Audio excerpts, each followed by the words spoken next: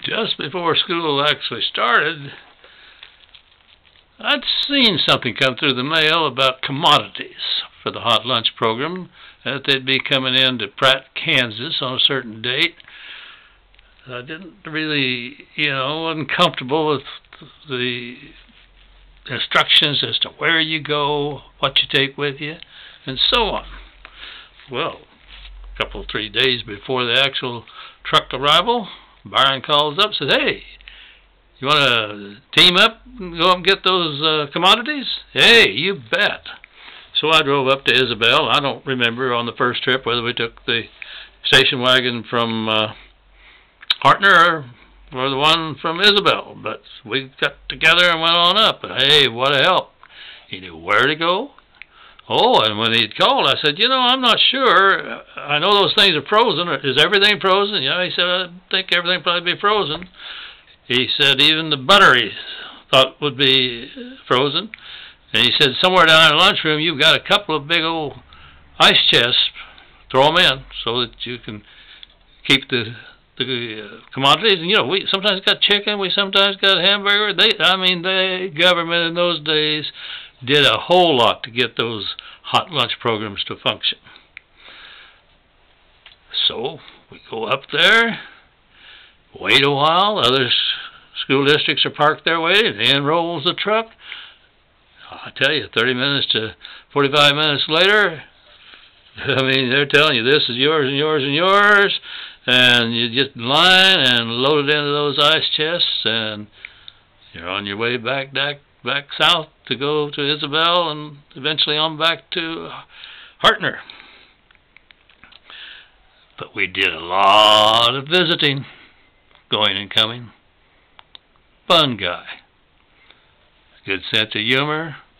Oh, we talked school business quite a bit, but we talked about A, B, and C from 0 to 100 or 1,000 or whatever. We just were buddies.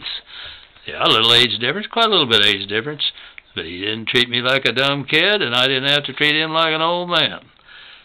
But he was a mentor.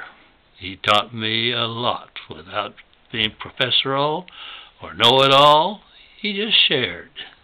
Nice, nice, nice. And we liked each other enough that when it came time to go to the state administrative meetings, where the state tries to give you a little orientation on this, that, and the other, and a heads up on things that are coming down from Washington, etc., we teamed up together. One of my memories of him is on the way to Wichita, going by a little community called St. John's. And he said, I'd like to be the superintendent there someday, and I can't remember if he ever was or not.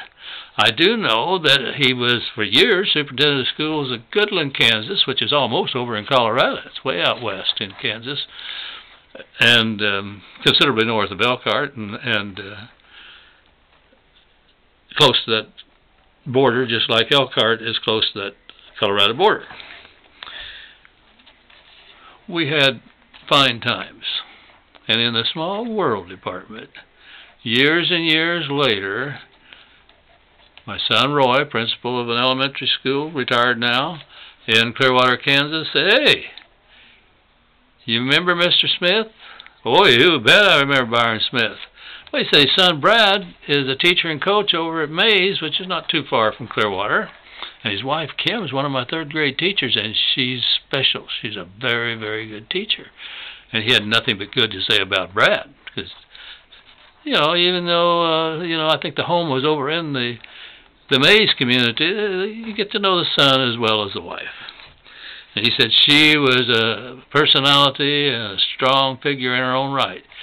He said every once in a while she would say, "Mr. Riggs, we need to talk."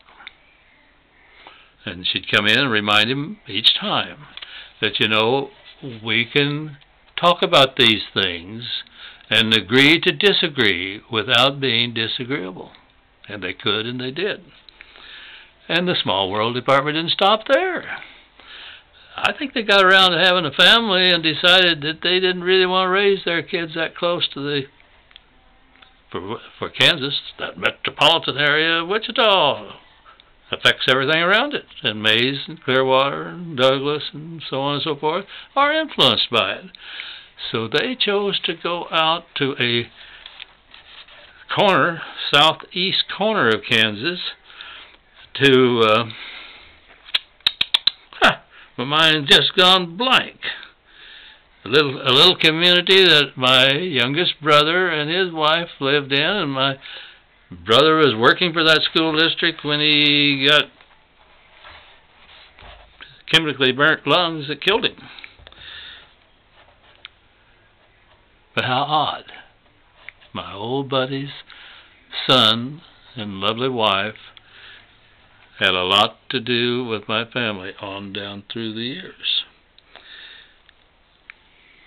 Strange how things work. Very strange. Wayne was so proud, by the way, my brother, for the work that he did for that school district. And it's tragic that in using something, he probably didn't pay enough attention to the rules and regulations about ventilation, use a fan, use a mask, and so on. Burned his lungs up and killed him.